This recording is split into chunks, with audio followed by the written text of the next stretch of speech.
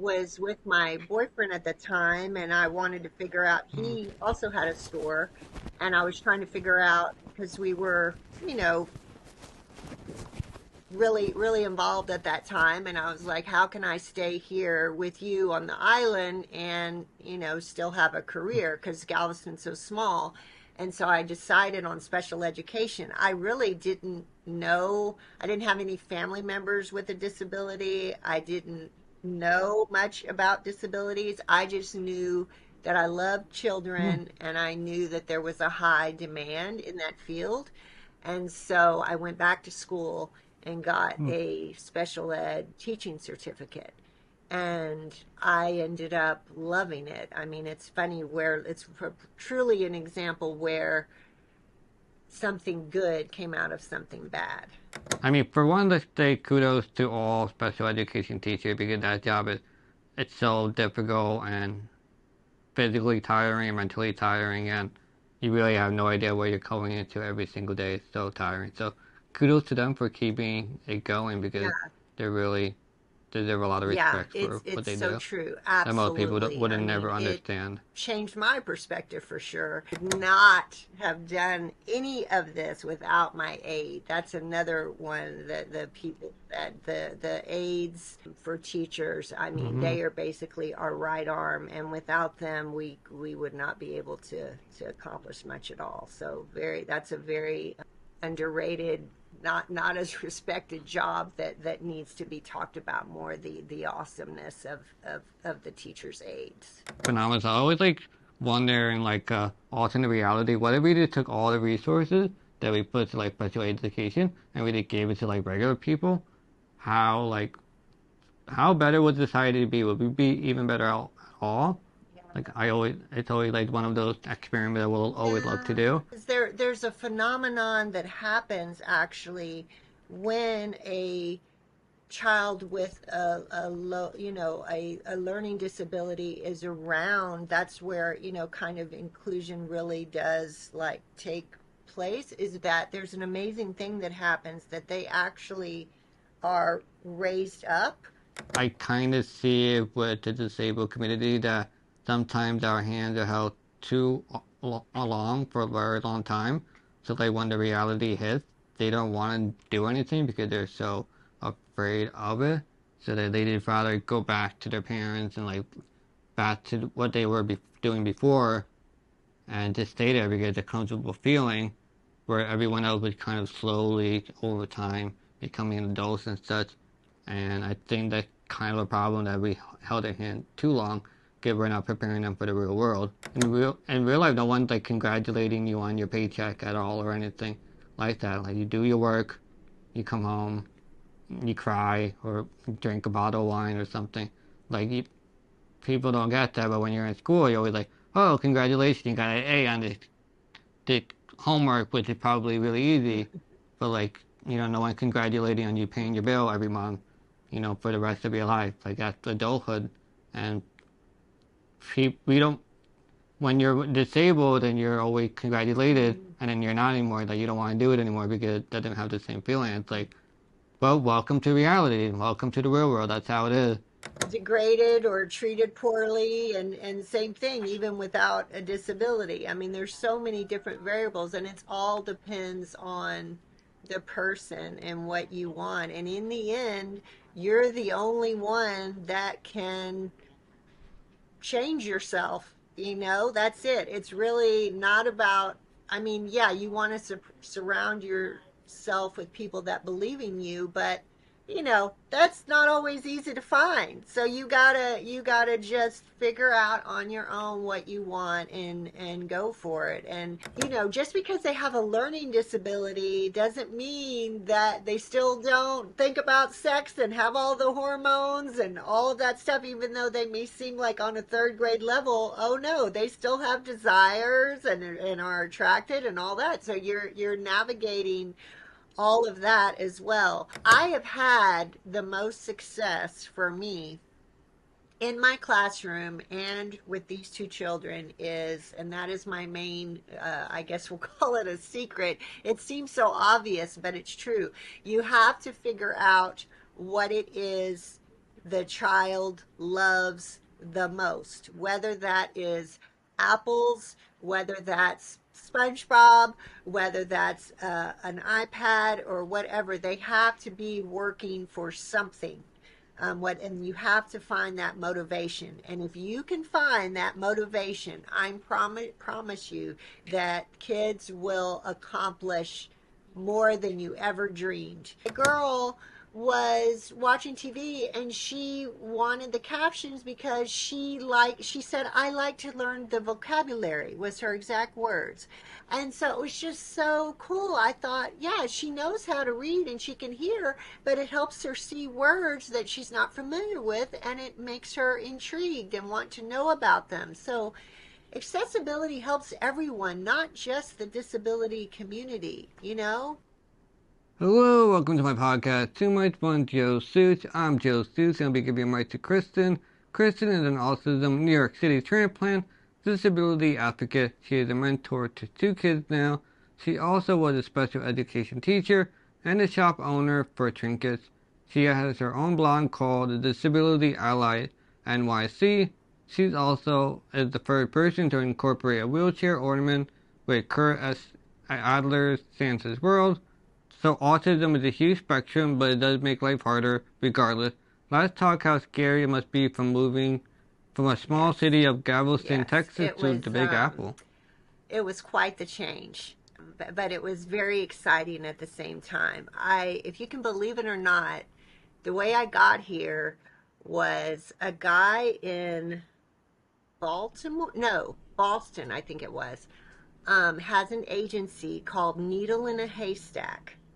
And he found my resume on the internet. I was actually applying for special education teacher jobs in Connecticut because Connecticut has the highest paid teachers in the nation, supposedly, or at least they used Okay. to back 10 years ago. And he found my resume Okay. and he said, "Have you ever considered working private?" And I said, "No, I don't think so." And he said, "Well, I've got a family in Manhattan that has 2 children with disabilities, and I think you would be a really good fit from what I'm reading." And so that's how I ended up here. But it must be kind of scary that the movie guy read that you were with family and then now you don't. And then also adding the autism because I mean, autism, as much as someone can say I'm autistic, it doesn't really paint a good picture because I met some autism that are really, really struggle to live day-to-day life, and then there's just some that just like you can maybe barely tell the difference. So like that is the city as bad as I'm making it seem, Well, or I like you're don't just have okay with the autism. city I don't, and the I hustle and don't, I bustle? don't, no, no, I don't have autism. I am just a Oh, you special don't? education teacher. Yeah, I'm not sure where. Oh, No, you know what I saw from the article it said I you were wrote an autist. article about autism for Autism Awareness Month in a magazine about what we can do to be better allies. Oh, I swore in the southern place No, it said you were autism, so now I yeah, feel you might have misread. did Not that I there's anything maybe I wrong misread? with being autistic. Yeah, yeah, no, yeah, I'm. No, I That's mean, okay. No problem at oh, all. I whoops. Yeah, that no problem at all. I Okay. Sorry about that. how it's gonna go. That changes the whole conversation Yeah, now. no, I work the one of the children that I work with has autism and the other one has Down syndrome. Yeah, yeah. And so, Down yeah, I mean, syndrome. I Yeah. guess we could go back because the whole way I even got into special education is I used to have a gift shop in Galveston. Yeah, like you mentioned, from in the historic Mhm. shopping district called the Strand. And I had that for, I think it was either 7 or 8 years. I'm blanking out at this time. I think it was 8 years. Hurricane Ike came, major hurricane, and completely wiped me out. And I didn't have insurance. We had Yeah. stairs at my store, about 5 feet worth of stairs, and then the last time it had flooded down on the Strand badly was the famous 1900 storm. So I thought, I'm good to go. And I wasn't.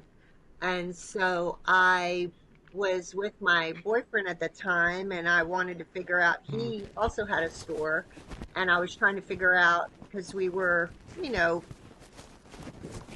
really, really involved at that time. And I was like, how can I stay here with you on the island and, still have a career? Because Galveston's so small. And so I decided on special education. I really didn't know, I didn't have any family members with a disability. I didn't know much about disabilities. I just knew that I loved mm, children and I knew that there was a high demand in that field. And so I went back to school and got mm. a special ed teaching certificate. And I ended up loving it. I mean, it's funny where it's truly an example where something good came out of something bad. I know that you spent your first year at a special education teacher and you had like Yes, 13 students and like yes. every Yeah, single because I night I you like also cried had I for was how not able tough it is. to I was living with my parents at the time during that because I had not only lost my store, I actually had been the building that I lived in was also damaged for the hurricane. And so I was relocated to all these different Oh my God. places. And so I ended up at my parents'. And yeah, it was the hardest thing I ever did, but it helped me grow so much. And personally, with where I'm at now, I know that I really found my calling. Yes, it was hard, but it was beautiful at the same time because I did get through it and each day got better and better and I loved it. I really did. It's one of those jobs that you have to like love to Yeah. do because like I was a student at some time and like I'm obviously like an intelligent person so I don't need a it's like I'm Right. easier to mold because I like understand like normal things, you know? Yeah. But when you're dealing with someone especially that has like a mental handicap, it's like you can there's really like no like way to like tackle the subject really. It's like a weird I mean for one let's say kudos to all special education teachers because that job is it's so difficult and physically tiring, mentally tiring, and you really have no idea what you're going into every single day. It's so tiring. So kudos to them for keeping it going because Yeah. they really deserve a lot of Yeah, respect it's for what it's they so do. true. That most people Absolutely. I wouldn't mean, never it understand. changed my perspective for sure. And one thing too is that, like you say, with having the 13 kids in my class, one, it was what they have the term as a life skills class, which basically means the children that their intellectual disability is really, really prevalent. And I had a tube fed child, I had a blind child, I had two nonverbals. I mean, I had another one with cerebral palsy. I mean, it was just all across the board. And like you said, with a general ed, you can kind of like sit down. Here's what we're going to do today, and give everybody their book, and everybody read for 10 minutes or whatever, Hmm. which is still hard. I mean, all teachers definitely deserve all of our respect and more pay. But yeah, I somehow Hmm. this is, I guess, to that I'm so proud of is with that group of kids, I actually did end up getting a morning routine where every child did participate and I did differentiate.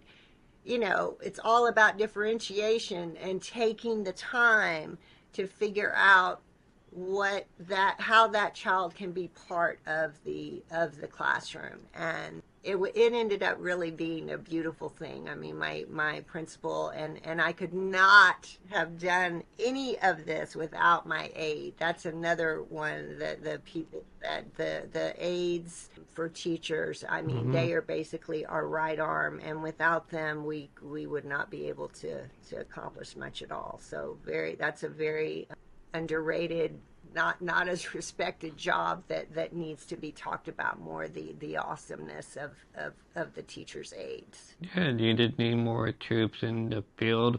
I don't know, it's always a conflicting situation slash opinion on dealing with like special ed kids because like I understand like you're trying to help everyone, but sometimes there are some people that are just better off than others. But like the problem is that the, the smartest person is always Right. anchored by the, I guess we can say like the, I don't know what's the best word, the dumbest I guess you could say, but not really dumb. It's not, like the least mental capacity person there. We were limited by it to like just my personal experience. I'm a very intelligent person, but I was always for one group Right. with them, so I'm always like seen as Yeah. less than everyone else, and I totally get that to an extent.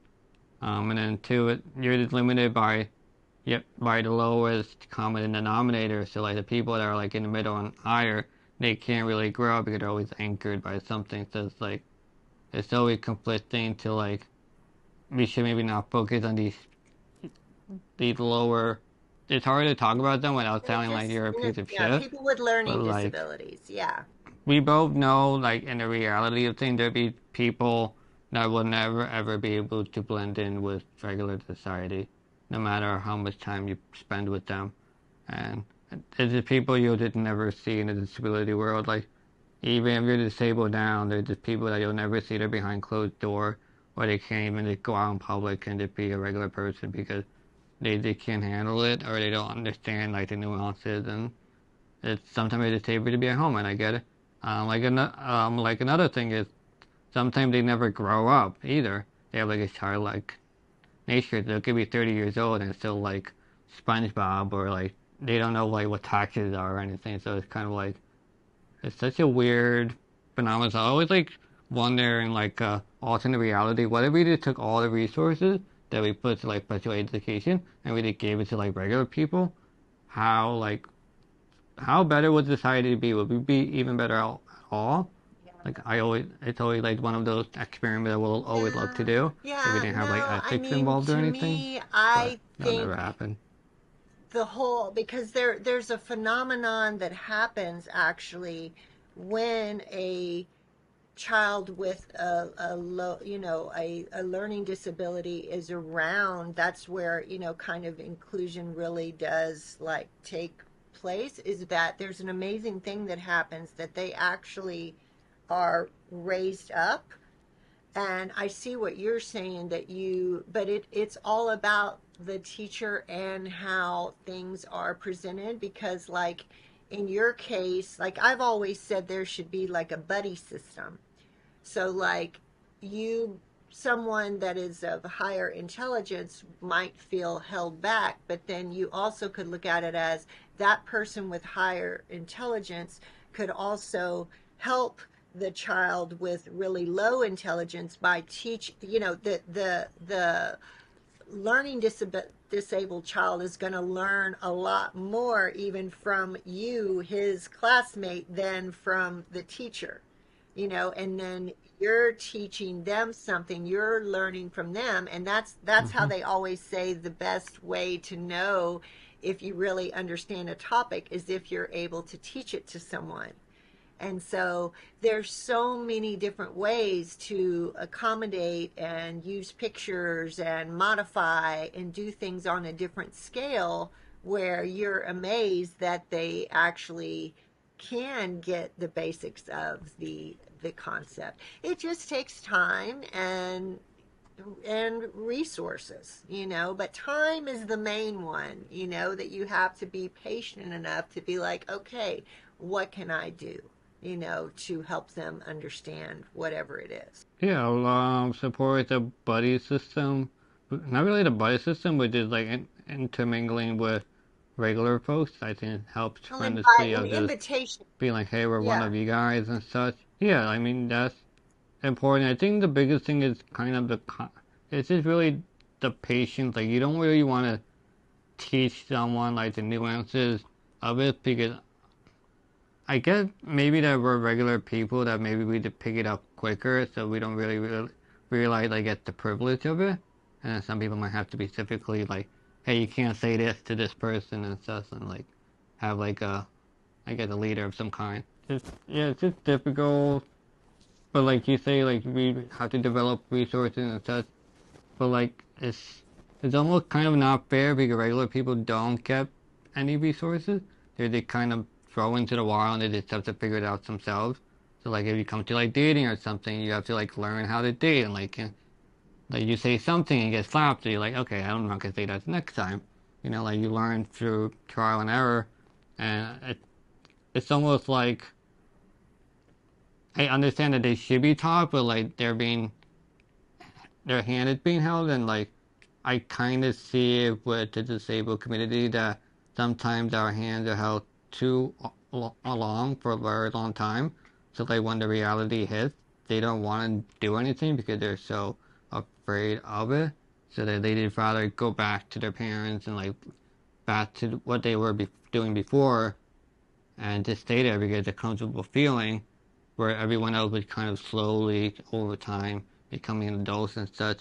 And I think that's kind of a problem that we held their hand too long because we're not preparing them for the real world. And I personally been in that situation too, to an extent, and I think it's hurting more. I understand how it's helping, but I think it's hurting more in the long run because if you talk to a lot of like disabled people, sometimes they just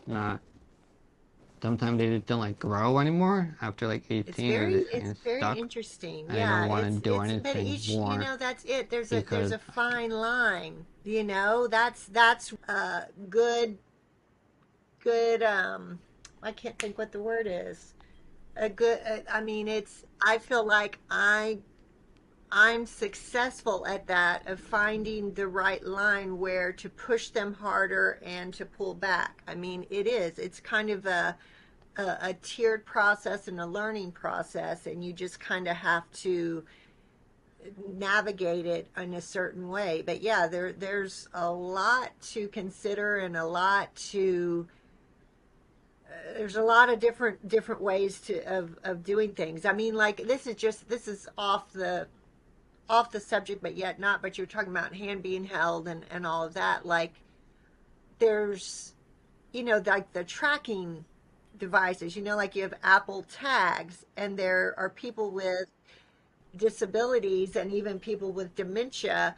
hmm You wonder, would a tag, I can't think, what do you call it for when you put it, a chip, like in animals and stuff? Would that be, I know no one would ever go yeah. for it, but in some cases, think how awesome that would be for someone that gets dementia and gets lost all the time if they had a chip where you could know where they are. It's so, there's so many things at play, but I personally think, and especially like with a nonverbal student, I mean, I personally on my Instagram, well, just a few weeks ago, there were two boys that drowned in the river, and they were like 11 and 9 years old, and it was like 2 a.m. and they were out. Like, what happened there? Like what?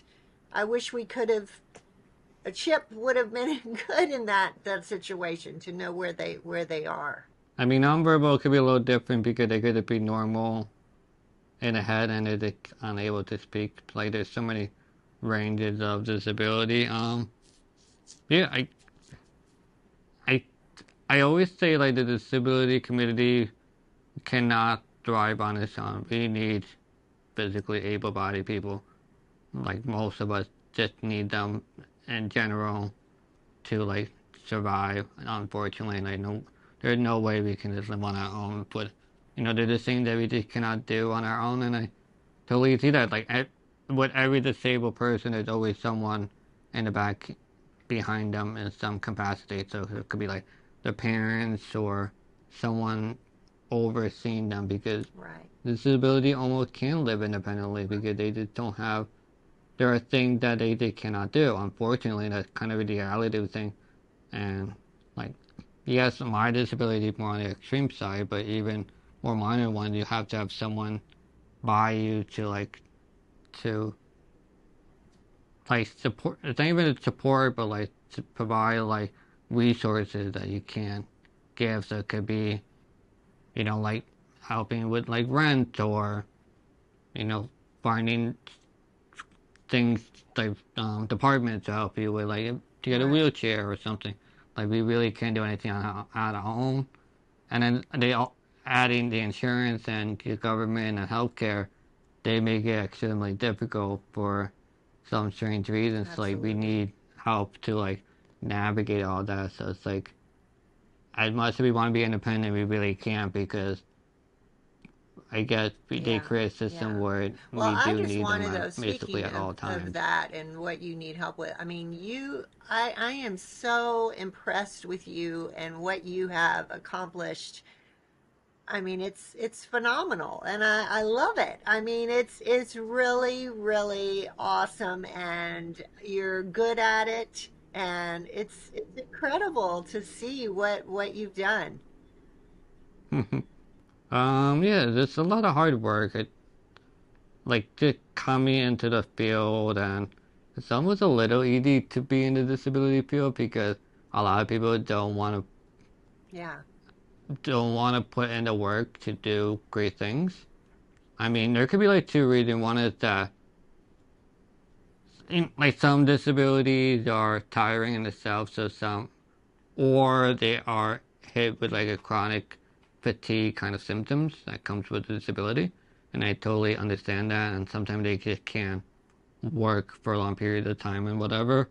I think some of us are lazy on top of that though, because like I always think like a regular person that had no ailments is kind of absolutely. lazy. So like There are why can't you people just just apply like that to like us. a You know, disabled that's it. You person either want to too? do the Like work or you don't. of course, But you know what's cool about it is that yeah, if you do the work, I mean, well, one, it's got to be work that you're passionate about, but it naturally motivates you, and you kind of, you're like, it gives you a reason to get up in the morning. You know, it's like, all right, I've got to do this. And it helps you mentally and all kind of ways, by doing what you're doing. And I just think it's really, really cool. yeah. I mean, just like the more deeper feeling, the deeper like I guess psychological aspect to it. That's a lot harder than it seems for a disabled person because like as a disabled person all my life I always been told like, oh, I'm doing great and I'm getting applauded for the little things and all the time, and it's like I understand like how it's helpful, like it kind of like ties into like the participation trophies, and like I understand how it like helps and such, but I feel like in the long run it really doesn't help. Like it's not really. I understand like if you were sick for a long time, you just got out of bed Right. or you walk for the first time, and I get that it's like awesome to do. But like at the same I know. time, if you want to be treated regularly, we should really be Right. applauding you. You should be like, hey, Right. like everyone else did this, like to move on with your life. Uh, so it's kind of like, but like what's unique about I guess my situation that we're always so dealing with the concept of like we're always congratulated and like we're in like a safe bubble and everyone caters to us to an extent and everything. But like in my case, I'm putting myself out there where I am getting, like I have to find guests. I am getting rejected by people and getting comments from the internet that they can say literally whatever they want. Good comments, bad comments. Like I'm putting myself out there, dealing with the work of like no one in real life, no one's like congratulating you on your paycheck at all or anything like that. Like you do your work, you come home, you cry or drink a bottle of wine or something. Like people don't get that, but when you're in school, you're always like, oh, congratulations, you got an A on this homework, which is probably really easy, but like, no one congratulating on you paying your bill every month, for the rest of your life. Like that's adulthood, and we don't. When you're disabled and you're always congratulated, Mhm. and then you're not anymore, like you don't want to do it anymore because it doesn't have the same feeling. It's like, well, welcome to reality, welcome to the real world. That's how it is, and like people don't want to do that, and like I Right. just there's something inside of me that wants to be like an adult. So like I threw myself out there purposely and I want to like fail and like as much as I don't want to be rejected, I have to because there's other good thing that comes along with it too. It's like Mhm. people don't want to put that work into it. They just rather be in a safe bubble. And so I always kind of just push that like you have if you want to do a great thing, you have to stop being with other disabled people because a lot of disabled people don't do much with it or they don't want to and can have you can't be anchored by them. You have to know what your goals are and what you want and then just do it yourself because if you're always surrounded by other people, you're not going to get anywhere. That's kind of my whole life. I always grounded by the least denominator and I And don't want to that be that that comes one just that comes from go and within soar. you, and it's the same for me. I mean, I can either choose to have people hold me back, and I mean, sometimes yeah, you're congratulated, but a lot of times you're degraded or treated poorly, and same thing even without a disability. I mean, there's so many different variables, and it's all depends on the person and what you want. And in the end, you're the only one that can change yourself. That's it. It's really not about, I mean, yeah, you want to surround yourself with people that believe in you, but that's not always easy to find. So you gotta just figure out on your own what you want and go for it. And that is the thing too that I noticed with you about, you said you were saying putting yourself out there. I really admire and respect the vulnerability that you have shown, because that takes courage, and to be able to be out in the forefront where you can hear those comments and all of that, and you got to have really really thick skin. You do, but it builds, you build up a resilience, within yourself, which is really pretty cool. Thank you. Yeah, thank you. But let's talk about you for a while. So we mentioned before that you came to No, New it's a York boy City and a to girl. help private teach two boys. So like, how do you instill? Okay, so a boy and a girl. So how do you instill like a healthy teaching them, but also like, hey, this is the real world. You kind of have to like do things for yourself. Because like I understand like sometimes they have to be taught to do things because I think we're I think that I think disability are kind of always insecure in themselves because they don't know what's possible. So it's always like, oh, I need someone to teach me and stuff. So like, how do you instill a like healthy upbringing Well, of like as kids a into as the a real world? teacher, going from, I also taught first grade at one point and had 27 kids in my class. And yeah, and so not by Oh far, my what God, that was, the first grade class was even harder than having my special education class, isn't it? Like first grade, yeah, I was blown away. And really? like I Okay. was crying again every day. It was the hardest thing I ever had done, besides with my kids, the 13. Anyway, as a teacher, like, I can speak for all teachers that it's your dream.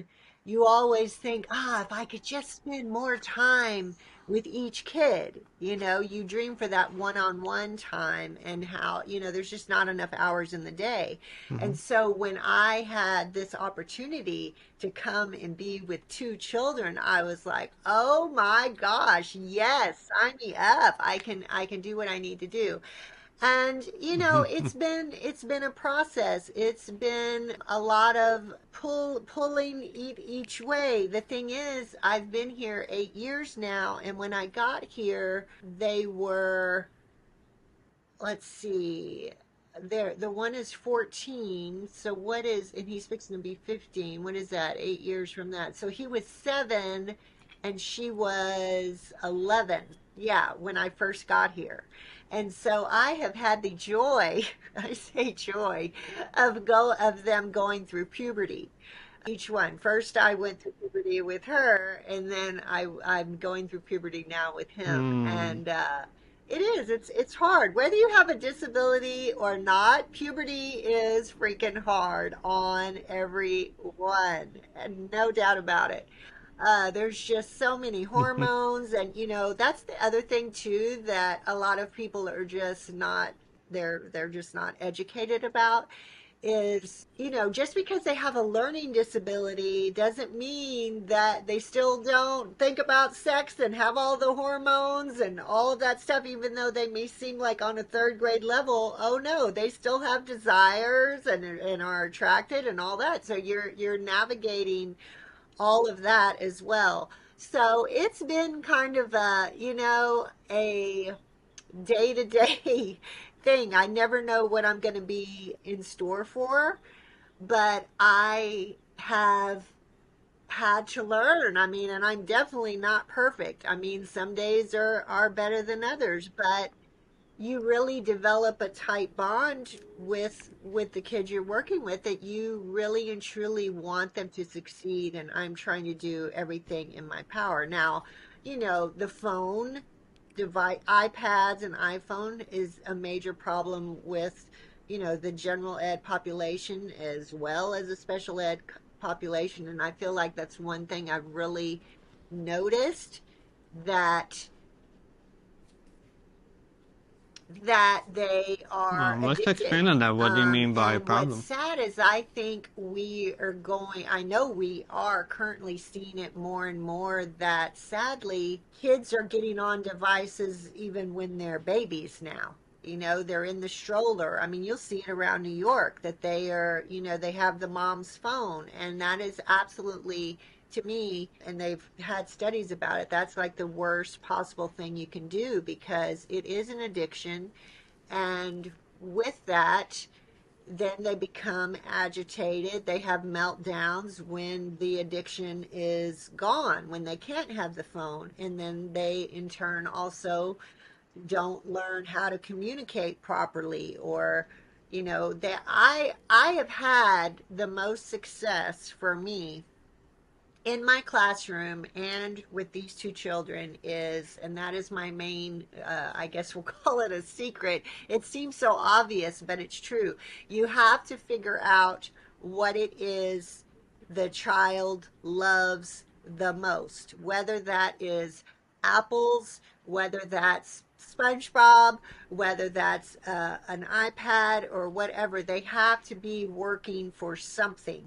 And you have to find that motivation. And if you can find that motivation, I promise you that kids will accomplish more than you ever dreamed, just by using that tool. Not necessarily grounding and taking away and punishing. It's like, no, work for this, get this stuff done, and then you can have it could be even for 5 minutes, 3 minutes, 2 minutes, whatever it is. They have to be motivated by something. And when you have that motivation piece there, it's phenomenal. It really, really is. I mean, I think we should also explain that I want to say it's a little easier if you're a position like you, if you're this teacher, and your primary goal is to teach these two kids, because I can see how it's difficult when you're a parent, when you're out and like I know. you just give them the phone because that's like the easiest and quickest way to like have them be quiet because I guess because like I mean we like I hope I don't have a kid running around, but like I can like we Oh can all say like, oh, I'm never gonna like give my kid an iPad and like I'm gonna do all these great things, and then when the time comes, I'm gonna be like, I'm exhausted from the day, like I don't want to deal with the kids tantrum. I'm just gonna give them an iPad because I need that break, and like I must say we can like talk shit oh yeah. about it. I feel like if we're in a situation, we would have done the exact same thing. Yeah, I actually was watching something yesterday, And it's like I'm sure you could Oh, agree that you think our attention span is really small now, and but the guy had an analogy of the our attention span hadn't changed much at all in the past like couple hundred years. It's just the way he put it that like when you're talking to someone, sometimes we're not talking to each other. Like let's say we're out at the park, we'll be talking to each other, but like you're looking at the birds or you're looking at other people, and so that doesn't mean that you have no attention span either. No, it is that we need to be kind of stimulated by things, and that's what happens. So like if you ever see like a video, sometimes it'll be people talking, it'll be like another video of something more action inducing just to keep the attention. But it's the same people I don't think have changed much at all. I think it's too. But I do agree the cell phone addiction is real. Like you just always going to grab the phone to wanting to do something even if you're not doing anything. Or sometimes you'll get bored of your phone, so you put your phone away, and then you get bored right. even more, so you take your phone out again, and it's like a constant cycle. It's like you have to like put your phone down. To me, I just purposely put my phone away. Like when I go out, I actually don't use Hmm. my phone. I just use it to like film stuff for my like channel and such. But I don't really, if I'm gonna spend time with a person, I'm just gonna like spend time with the person because if we don't hang out often, it's like, yeah, hey, I want to spend the time with you. Yeah, you can talk to anyone on your phone anytime you want, but you Oh can't hang out yeah. with a person. Yeah. So And I kind of well, have my and priorities you're straight absolutely right. of Let me how I just want. say, yeah, no one is perfect. You're right. Like yeah, there's definitely times and places for the kid to have the iPad and on the plane, maybe being one of them. That's it. I'm just saying that it's really become that it's really, I mean, you see it all over. It's really become an issue. And I've actually seen their personalities change from whenever the times when they're using the phone and when they're not using the phone. It's amazing the personality change.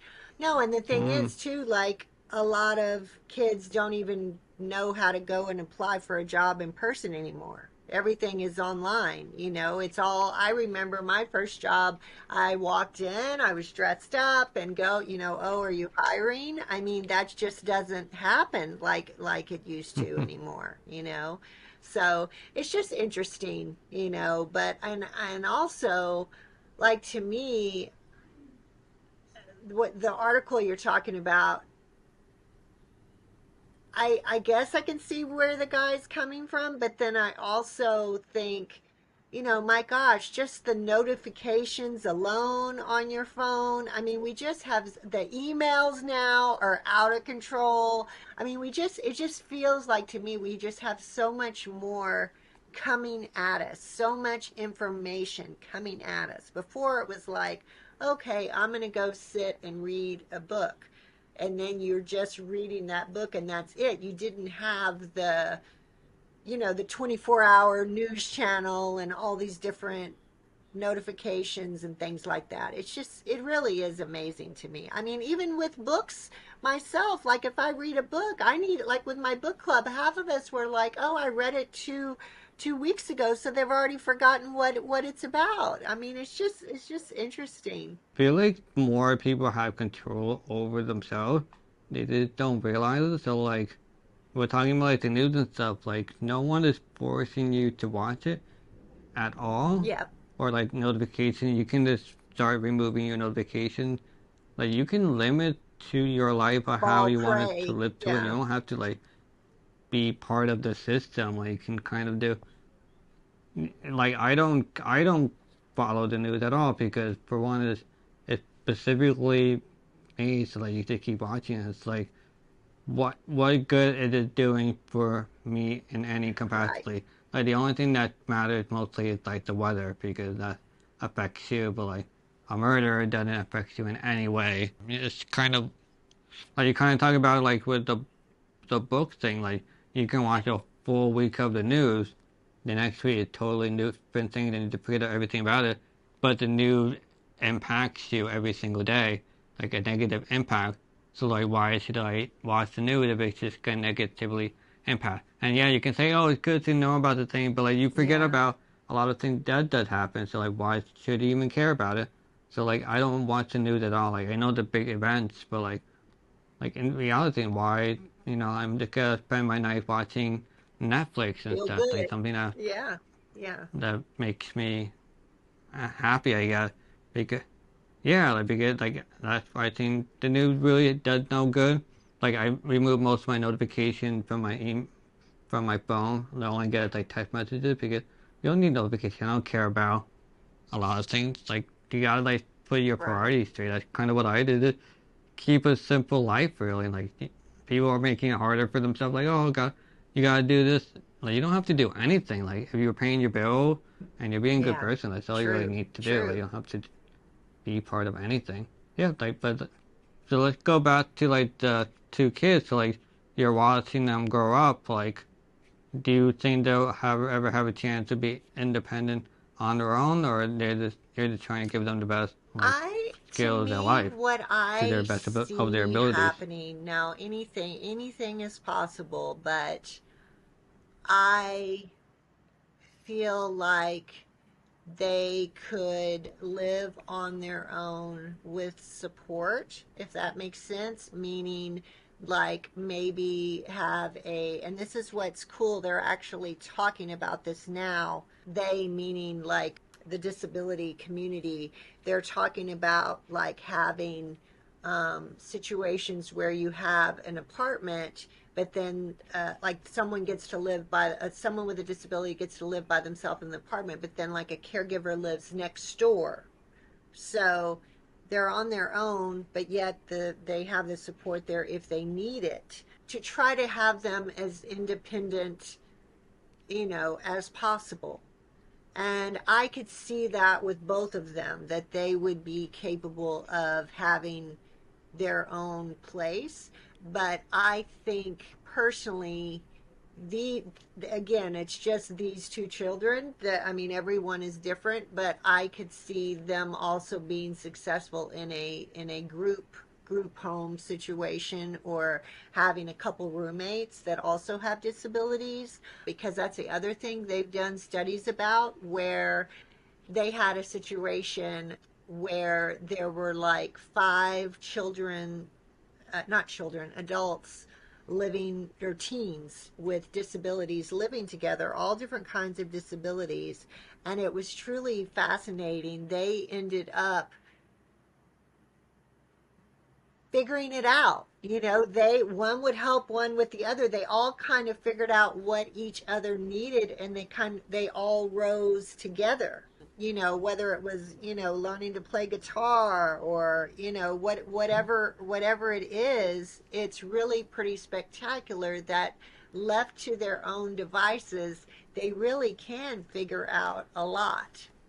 Every situation is different, but they've proven that there's a lot of strength to that they actually can thrive on their own, more than we think they can. I think the biggest thing that you nailed is that we can't do it alone. We have to do.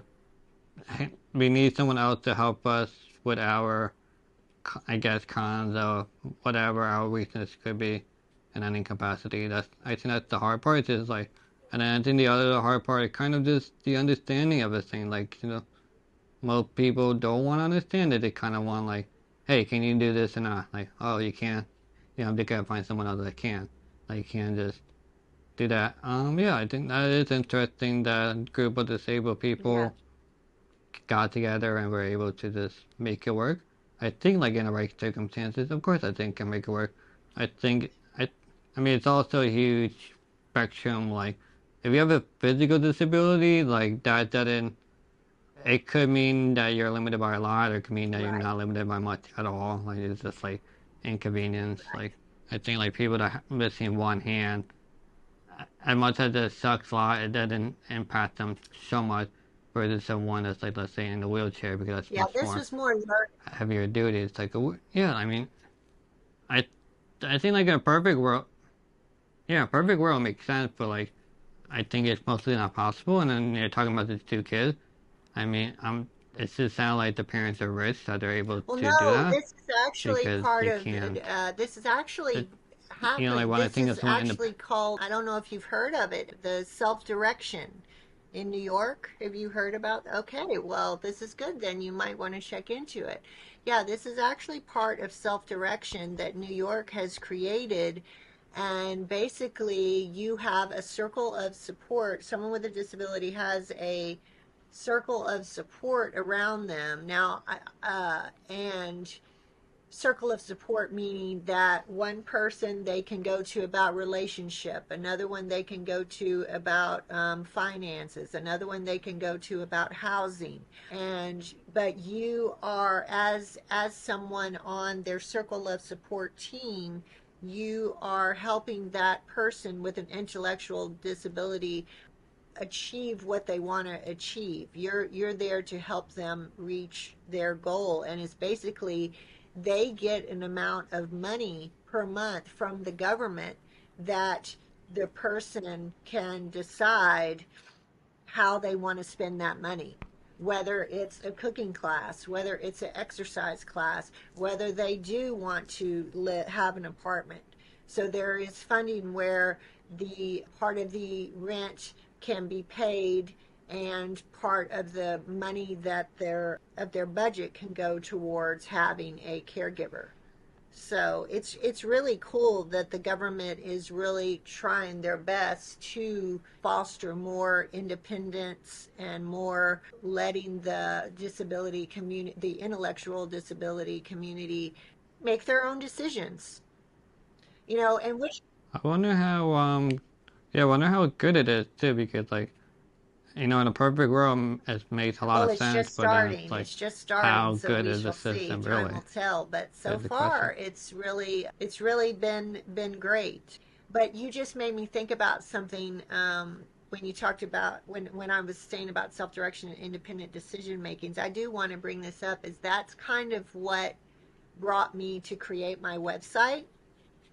So during the pandemic, the kids that I work with were actually in the Bahamas. They'd gone on spring break with their dad. Their parents are divorced, and with the pandemic going on, they were not able. The Bahamas wouldn't let anyone leave or enter, and so they couldn't get back here. For like they went there for March spring break and they didn't get back home I think until the end of June, and that was like the height of that was the height of the pandemic. And I was actually, when Oh I my came God. here, I was living with the parent. That was part of the deal. I was like, sure, I'll come to Manhattan and live for rent free and teach these two kids. Why not?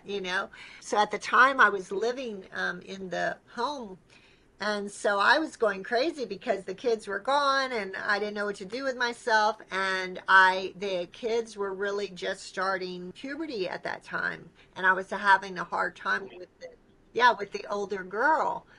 And No, so no. I came up with this idea. I created my website, the Disability Ally NYC, and I created a website for people with intellectual disabilities and learning disabilities to be able to choose the programs they want on their own and have a hub where and I talk to the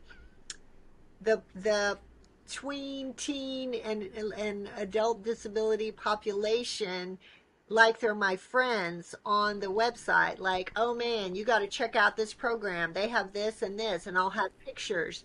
And the whole reason for doing that is Hmm. because I wanted the kids with learning disabilities to be able to make their choices on their own and sit down and read, see pictures, and see what it is that excited them instead of their parent going around.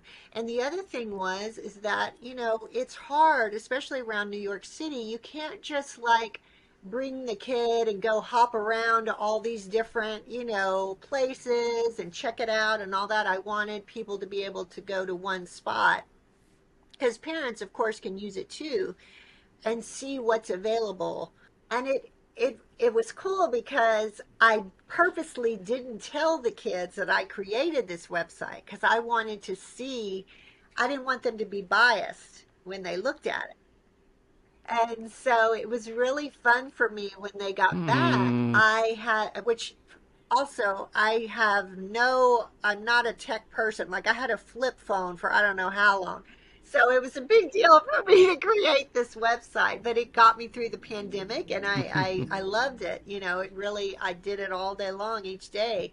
It was so cool to when they got back, I had them sit down and look at the website and they responded so well to it and they laughed, you know, the things that I said, and they were like, oh my God, here, I want to do this because I had music classes, art classes, and all this all around, and they're all for Manhattan.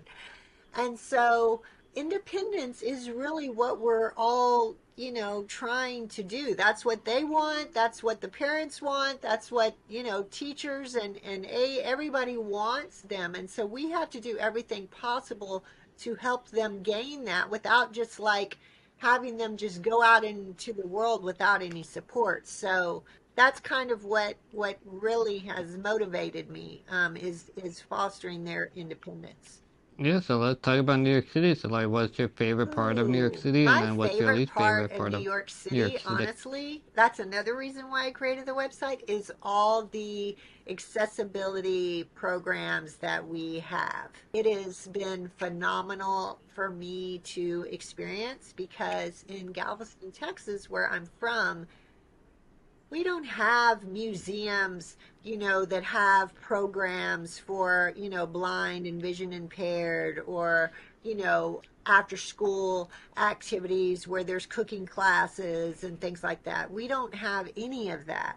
And so for me to come here and see this world of possibility for the disability community was really, really exciting. And so that's where my passion has come in. That's why I've created this position for myself as Manhattan's disability publicist, because I want New Yorkers and the world to know all of the great things that are happening in the disability world instead of focusing on the things we don't have. I love seeing all the innovation and different ways people are trying to make the world more inclusive for everyone. And it helps everyone. I mean, I don't have a disability, but I love me some captions. I can hear, but I love captions. You know, that helps everyone. That help, you know, it was so cool. Like the other day, my girl was watching TV and she wanted the captions because she said I like to learn the vocabulary was her exact words.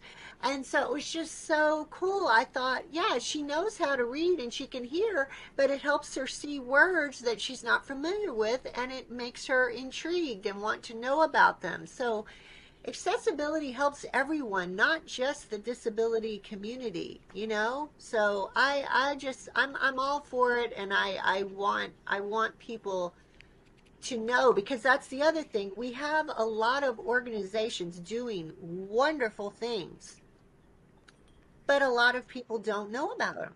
You know, they have their little niche. And so I'm trying to bring all of that to one place where someone like you can go to this one stop hub and be like, oh, wow, I didn't know there was this going on and this going on, and look at the calendar and see, you know, instead of having to get on all these different email lists, you just come to me and see everything that's happened. My least Hmm, favorite so then, part what is is your least the favorite part of New York City? expenses, the how high it is. It is so expensive. It is really, I mean, I am blown away every Hmm. day. I mean, I remember when I don't even remember when it was because I haven't gotten one since, like paying $15 for a smoothie. I'm like, is this is this real? You know, like I can't believe it. It's mind blowing. But everybody's, you know, as long as people are paying it, nothing's going to change. You know, I really and truly don't know how. I was thinking about this the other day. Like, I don't know, like, how a basic family of four, like, with or without disabilities, like, I don't know how they do it. I really don't. Honestly, I ask that question every single day. Like, how are people like living? And like, sometimes you'll see them out on the street, and it's like, what are you doing? Like, why are Yeah, you? yeah. Like, how are you living? Like, how are you paying your stuff? Like, I you just don't living know on the either. street? Like, And I don't let's know. say, oh, they want to I don't go know. to a baseball game, you know, oh, bring the family to the baseball game. Like I can't even imagine like the tickets and then I mean, I love sports and I'm just like, you know, just the concessions, paying for all that, getting there, you know, all I mean, it really is. That's the thing I don't Yeah. like. And it seems like it's getting worse. I was hoping it was going to get better, but it seems like we're still like the most expensive city there is. Yeah. So I lately I don't know. go ahead. I mean, to help you with Oh, your cost, you can absolutely. get And discount that's the MetroCard other for the thing. kids. That help you out I a am lot. trying to provide resources for everyone in the disability community of ways to visit museums for free, you know, yeah, different programs that are free. So I'm trying to do my part for that. And you know, there are a lot of in New York's defense, there are a lot of free things going on as well. So it's just you have to search and you have to find them. But yeah, just like a basic going out to eat, that's it's expensive. $20 for a burger. You know, it really is. Yeah, I mean, I don't know how people decide. I mean, I don't know. I see a lot of people moving out. I don't know. The city though, it's a very weird like location in terms of like, yes, you are paying for more here, but you also have access to so many things. But even though with that access, you can't really Right. afford it because you're paying so Yeah. much in rent Yeah, anyway. So it's kind of like exactly. a No, catch no, 22 in a way. there's no Like way to get ahead. Yeah, you I can't love not win either having way. my car. I haven't missed it. You know, that part is good. But yeah, the and you think, oh well, you don't have a car note. Well, no, that money goes to rent. You know, so Exactly. Yeah. Yeah. Like I know like people that go to like Long Island, like it's not like the weird catch 22 because like yeah they're paying way less for rent, but you're kind of paying you for one you have to pay for right, the train to go right, into the city, and you're also kind of right, paying for your time. Get a 2 hour commute, one right, to 2 hour commute. So like, would you rather pay exactly, a little more right. and then like be in the city and you don't have a 2 hour commute, but you have like less No, spending money on the for weekends? sure. It's like It's how like a much weird is your catch time 22 worth? in Yes, the end. I always think But about that. So yeah, you're right. But you know, I do love the other just quickly, the other thing I do love is meeting people from all over the world. I mean, it has broadened my world so much and I really do enjoy, you know, everyone has a really unique story that is here and I really love that, meeting new people. yeah, so before I take the mic away from you, is there anything you want to say, promote any words of No, wisdom I to winning just lottery I numbers? really Mike is appreciate you all yours. having me, and I do real quick have my I did want to show my ornaments that I created. These are the first wheelchair ornaments Okay. ever to be available for mainstream. Also, there. Say it again. I think you have 6 designs out there, I think. Yeah, yeah. I think you have six I didn't designs out hold them there, or all maybe up, but even more those were now. our couple, and you can get all the ornaments at St. Nick's Christmas store. They're online, and there's going to be more designs coming out this year. So I am we're adding to the collection with Kurt Adler, and so anywhere Kurt Adler ornaments are sold also, but I know for sure that St. Nick's has them all available. So check them out too. I It's funny you know, but talk about it where it's like I 80 got my degrees little outside right minutes of now. fame, so I had And it's to like, I had to bring it up. Thank you. Thank no, you. yeah, of course. Like, that's really awesome to do it. Yeah. I mean, I got, on behalf of the disability community, thank you Thank for you. Thank you. You're showing welcome. You're inclusivity welcome. and ornaments. So thank you so much, Kristen, for giving me your time and expertise. Thank you. Thank you, everyone, for Bye. listening and watching. Next time, bye.